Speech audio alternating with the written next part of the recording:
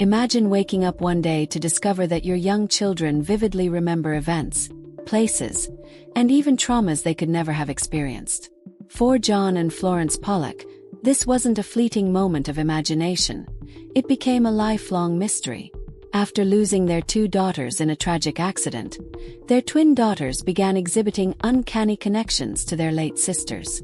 Was this a case of reincarnation, a shared delusion, or something even more extraordinary? Prepare to unravel a tale that challenges science, faith, and reality itself. Grab your popcorn, subscribe to the channel, and come to us.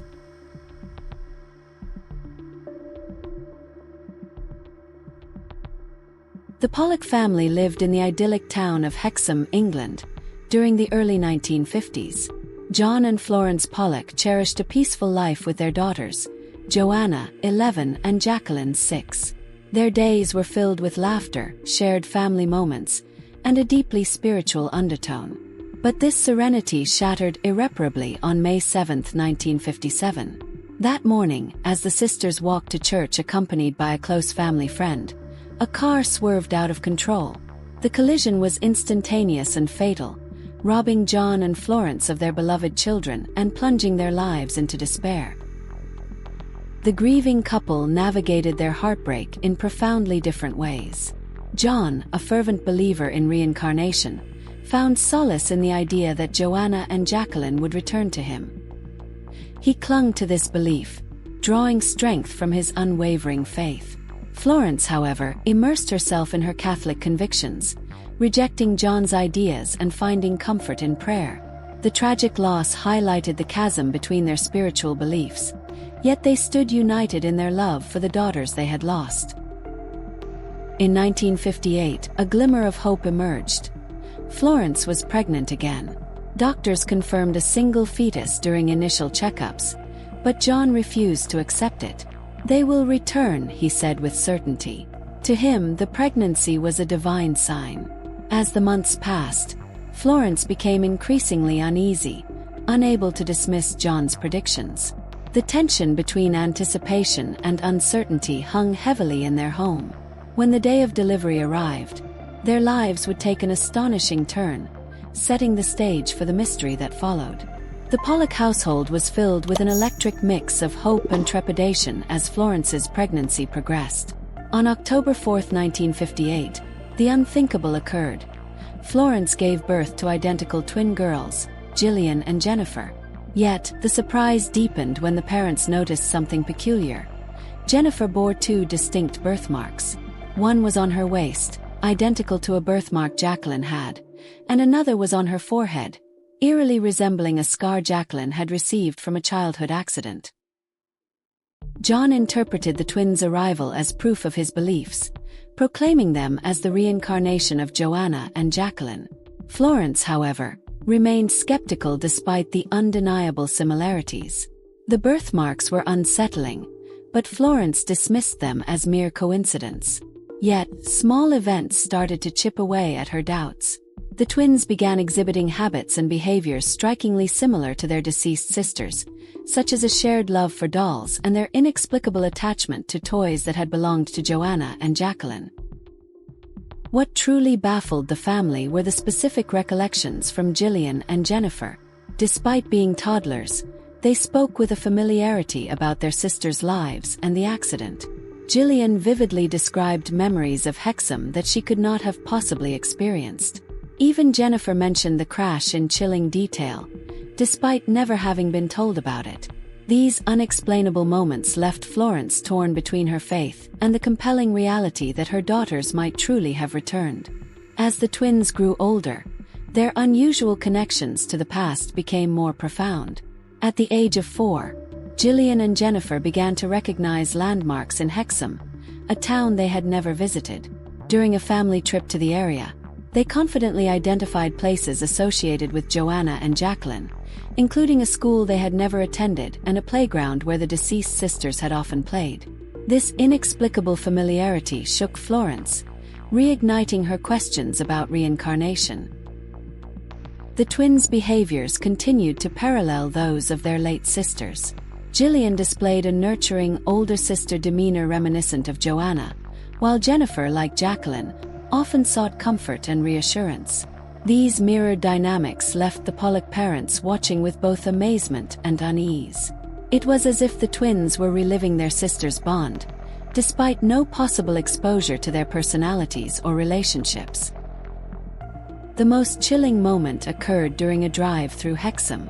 As they passed by a specific house, Jennifer confidently stated, "That's where we lived before." This was the very house where Joanna and Jacqueline had spent their childhoods. The Pollocks had never shown the twins photos or described the location, making their recognition both extraordinary and unnerving. It was no longer a question of coincidence but something beyond comprehension. As the twins grew, their inexplicable connections to Joanna and Jacqueline deepened. They began describing specific details of their sisters' lives with eerie precision. Jennifer spoke of playing with toys that had belonged to Jacqueline, accurately naming them and recounting how Jacqueline had cherished each one. Gillian recalled a red tricycle Joanna once owned, vividly describing its scratches and worn handlebar grips, even though the tricycle had been discarded years before their birth. One evening, the family stumbled upon an old box of photographs. Gillian and Jennifer immediately identified Joanna and Jacqueline in group pictures, pointing out details no one had mentioned to them. "This is when Jacqueline fell and hurt her knee," Jennifer said, pointing to a photo of her sister with a visible bruise, a detail Florence had forgotten but verified later. These moments blurred the boundaries between memory and the unimaginable. The intensity of these moments weighed on the Pollock parents. Florence, deeply religious, prayed for guidance, while John sought solace in logical explanations. Each attempt to rationalize their daughter's uncanny behaviors only led to more questions. Could it be genetic memory, collective consciousness, or something beyond the realm of science? The Pollocks realized they were living in the center of a mystery that no one, not even they, could fully grasp. As the twins' stories grew more detailed, they began recounting events from Joanna and Jacqueline's lives with startling accuracy. They spoke of a neighborhood park, describing its layout and the names of local children who frequented it. Friends Florence and John confirmed but never mentioned. One day, Jennifer pointed to a corner of the garden and said, "That's where Jacqueline's cat is buried." Florence froze. Only she and John knew the truth of that long-forgotten burial. Even more unsettling were the twins' emotional responses to traumatic memories. Gillian screamed in terror at the sight of a passing car, claiming, "It's coming to hit us." Jennifer would wake from nightmares of screeching tires and shattered glass. These vivid reactions mirrored the tragic accident that had taken Joanna and Jacqueline's lives. The Pollocks were torn between disbelief and a gnawing certainty that these memories weren't their daughters alone. Desperate for clarity, the Pollocks consulted experts in psychology and spirituality. While psychologists attributed the twins' behavior to environmental influences, spiritualists offered a different explanation. The twins were living proof of reincarnation. Their vivid memories and emotional connections to their sisters' past lives became the heart of a debate that stretched beyond the walls of their home. Were these echoes of the past or a glimpse into a realm science could not yet understand? The twins' experiences began to ripple beyond the Pollock household, captivating their small community. Neighbors whispered about Gillian and Jennifer's uncanny recollections of the accident, describing how their tales aligned with details only the victims' families would know. Teachers at school noted peculiar behaviors, such as the twins avoiding certain streets, claiming bad things happened there. These whispers grew louder, turning the once supportive town into a crucible of curiosity and doubt. The pressure mounted as Florence and John grappled with the growing attention. Invitations poured in from journalists and researchers, each hoping to uncover the truth behind the twins' eerie memories. John, ever practical, resisted, while Florence felt the pull of validation. What if this wasn't just about their daughters but a story the world needed to hear? The weight of their decision was crushing, threatening to divide the family. As the story gained traction, skepticism and judgment seeped into their lives. Friends distanced themselves, unwilling to be linked to the strange phenomena. Florence began questioning her own convictions, wondering if she was failing her daughters by exposing them, or by denying their story. A line was drawn. Were the twins bearers of a mysterious truth, or victims of their parents' misguided faith in the extraordinary? The whispers about Gillian and Jennifer's mysterious memories grew louder as their story spread beyond the confines of their small community. Word reached local clergy, skeptical neighbors, and eventually the press. Some dismissed the twins' behavior as nothing more than the influence of their grieving parents, claiming that John and Florence might have unconsciously planted these memories through stories and shared sorrow. Others, more open-minded, considered whether the case might be evidence of reincarnation. Despite their inner turmoil, John and Florence agreed to allow the twins to be observed by researchers, hoping to find clarity. The researchers were both fascinated and cautious, employing methods to test whether the twins' memories could be explained by environmental cues or suggestion. They presented Gillian and Jennifer with images of locations, people, and objects from Hexham. Some they should have recognized and others they had never encountered. To everyone's astonishment, the twins consistently identified the places and items connected to Joanna and Jacqueline with uncanny accuracy, even providing specific details that weren't widely known. This left the experts struggling to find a rational explanation. The controversy deepened when skeptics insisted that Florence and John's devout Catholic beliefs might have influenced their interpretation of the events. Some critics suggested that the family's faith had created a psychological narrative to cope with loss, while others argued that the twins were simply gifted with extraordinary imaginations. Yet, no one could deny the mounting evidence. Their precise recollections, birthmarks, and distinct personalities mirrored those of their deceased sisters in ways that defied logic. Caught in the whirlwind of attention, John and Florence grappled with their own beliefs. Could reincarnation truly be real? Or was there a more grounded explanation that eluded them? The twins, meanwhile, were blissfully unaware of the growing storm surrounding them. For them, the memories were as natural as breathing. Memories of another life that didn't feel borrowed but intrinsically theirs. These moments forced the Pollocks to confront not just the past, but their deepest fears and hopes for the future. As the years went on, Gillian and Jennifer continued to display knowledge and traits that perplexed everyone who encountered their story. One day, while walking through the market in Hexham, the twins passed by a toy stall. Without hesitation, they pointed out a doll they insisted had belonged to Joanna, naming it correctly and describing its history in vivid detail. The shopkeeper confirmed their claims, stating the doll had once been sold to their family before the accident. This eerie moment left both their parents and the public questioning the limits of memory and identity. Further events only deepened the mystery. On a family trip to Hexham, the twins independently identified the school Joanna and Jacqueline had attended, recounting memories of specific classrooms and teachers. They described playground games they had never physically played but remembered vividly, as if through the eyes of their sisters. The precision of these memories left no room for coincidence, shaking the very foundation of skepticism. However, as Gillian and Jennifer aged, their recollections began to fade. By the time they reached adolescence, the vivid memories of Joanna and Jacqueline seemed to dissipate like a dream upon waking. This sudden shift sparked another wave of questions. Was the fading of their memories proof of something spiritual, or was it simply the malleability of a child's mind at play? Whatever the case, the family realized that their journey was reaching a turning point, with fewer answers than they had hoped to find. John and Florence reflected deeply on their daughter's experiences. They recognized that, whether reincarnation or coincidence, the phenomenon had provided them with an inexplicable sense of connection and closure. It gave them the courage to move forward, despite the tragedies that once defined their lives.